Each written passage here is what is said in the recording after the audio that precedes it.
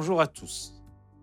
Dans cette vidéo, nous allons voir la notion de C-dérivabilité des fonctions par rapport à une variable complexe.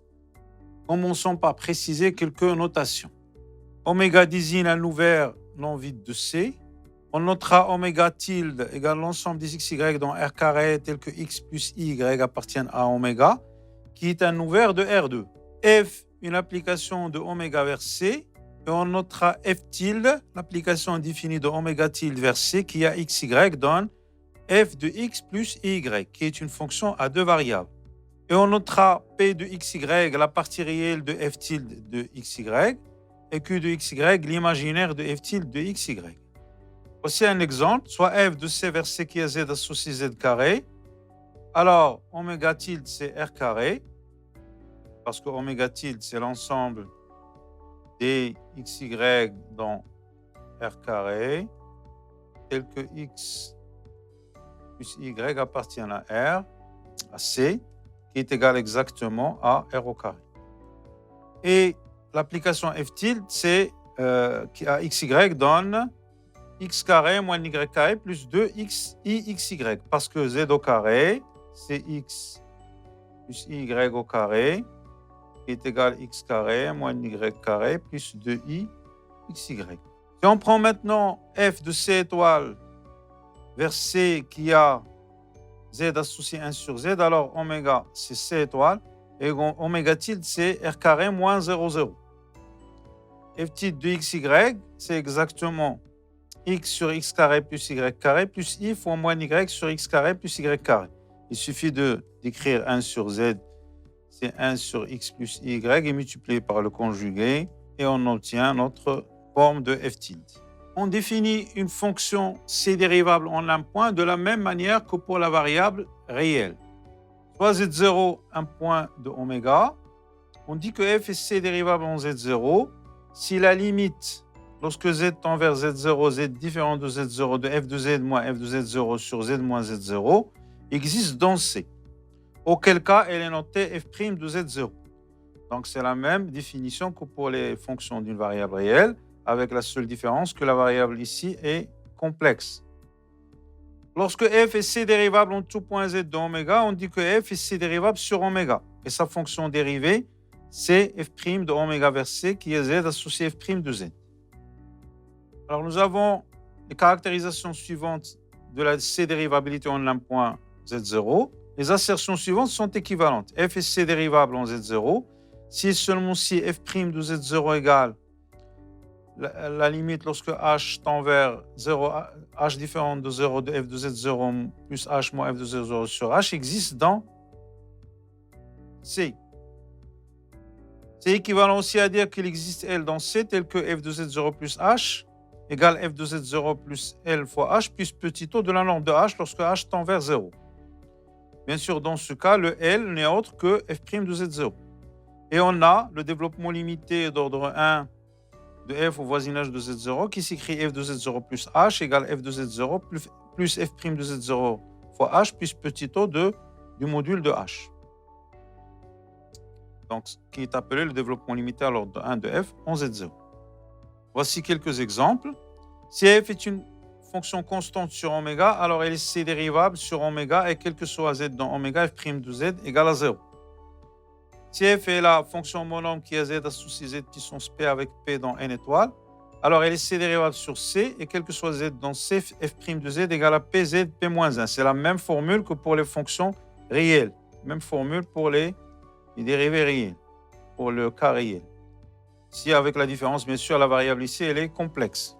Si f est de c étoile dans c qui a z associé à 1 sur z, on a aussi de la même façon que f est c dérivable sur c étoile et quel que soit z dans c étoile, f' de z égale moins 1 sur z au carré. Voici un exemple d'une fonction qui n'est nulle part c dérivable, c'est la fonction conjugaison qui a z associé z bar. En effet, si on pose h égale r exponentielle iθ avec r supérieur à 0, θ dans r, alors si on calcule en un point z0 le taux d'accroissement f de z0 plus h moins f de z0 sur z moins z0, ça va donner h bar sur h, ça c'est égal à h, qui est égal à R exponentielle moins Iθ sur R exponentielle Iθ, qui est égal à exponentielle moins 2 Iθ. En posant pour θ0 appartenant à R, dθ0 l'ensemble des R exponentielle Iθ 0 avec R supérieur à 0, c'est-à-dire on se met dans la direction de cette droite dθ0, donc R exponentielle Iθ 0.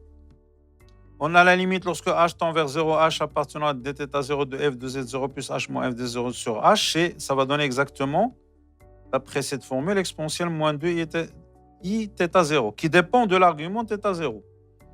Donc la limite n'existe pas. Parce que si la limite existait, elle doit être indépendante de θ0.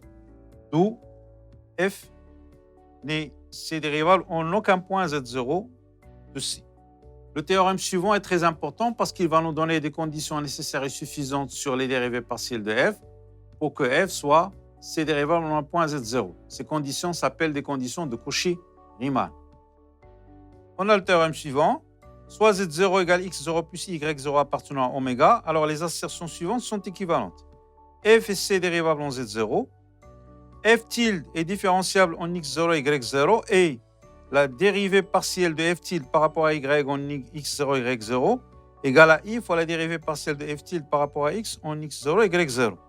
Dans ces conditions, le vecteur dérivé de f en z0 n'est autre que la dérivée partielle de f tilde par rapport à x en x0, y0, qui est égale aussi, d'après cette formule, à moins i la dérivée partielle de f tilde sur la dérivée partielle par rapport à y en x0, y0. Voici la preuve de ce résultat, soit h égale h1 plus i h2, un élément de C. On a f et c dérivable en z0 si seulement s'il existe L dans C tel que f de z0 plus h égale f de z0 plus LH plus petit o du module de h, lorsque h tend vers 0.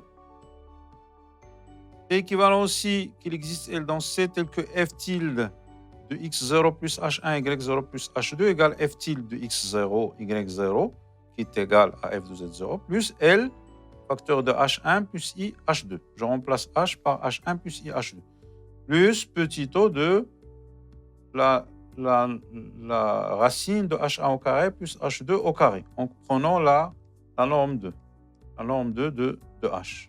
Donc, c'est équivalent aussi qu'il existe L dans C tel que f tilde est différenciable en x0, y0, parce que ça, c'est linéaire, application linéaire. Et en identifiant, on tire la dérivée partielle de f par rapport à x qui est égale à L, et la dérivée partielle de f tilde par rapport à y en xy qui est égale à il, en x0, y0. Donc, f est différenciable en x0, y0 et la dérivée partielle de f par rapport à y en x0, y0, c'est i fois L qui est égal à i fois la dérivée partielle de f tilde par rapport à x en x0, y0. On a le corollaire important suivant qui nous donne des conditions sur les parties réelles et imaginaires de f pour que f soit c dérivable en z0. Alors, f et c dérivable en z0 égale x0 plus i, y0, si seulement si p et q sont différenciable en x0, y0 et vérifier les relations suivantes. La dérivée partielle de p par rapport à x en x0, y0 égale à la dérivée partielle de q par rapport à y en x0, y0. Et la dérivée partielle de p par rapport à y en x0, y0 égale moins la dérivée partielle de q par rapport à x en x0, y0. Alors, ces conditions 0, 2 sont faites équivalentes aux conditions qu'on avait avant. C'est-à-dire la dérivée partielle de f tilde par rapport à y en x0, y0 égale i fois la dérivée partielle de f tilde par rapport à x en x0, y0. Et on les appelle tous les deux des conditions de Cauchy-Riemann. Voici un exemple. Soit f de z égale x plus y carré, déterminant les points z de c où f est c dérivable. On a les fonctions p ici. La fonction p elle est définie par xy dans x et q c'est la fonction qui est xy dans y carré. P, c'est la partie réelle et Q, c'est la partie imaginaire. Ils sont tous les deux C différentiels sur R carré, puisque ce sont des fonctions polynomiales. Et la dérivée partielle de P par rapport à X égale à 1, la dérivée partielle de P par rapport à Y égale à 0, la dérivée partielle de Q par rapport à X égale à 0, la dérivée partielle de Q par rapport à Y égale à 2Y. Donc, f vérifie les conditions de Cauchy-Riemann en z égale x, y, si seulement si 2y égale à 1. Parce qu'on a déjà, ici 0, on a déjà l'égalité pour la dérivée partielle par rapport à p égale à moins la dérivée partielle de q par rapport à x. Il ne reste que la dérivée partielle de p par rapport à x égale à la dérivée partielle de q par rapport à y, ce qui donne 2y égale à 1. Donc, f et ses dérivables en tout point z se trouvant sur la droite 2y égale à 1, c'est-à-dire y égale 1 demi. Donc, on a la c-dérivabilité uniquement sur les points tels que y égale 1 demi. Les z qui sont là. Cette vidéo est à présent terminée. Merci de votre attention et à la prochaine.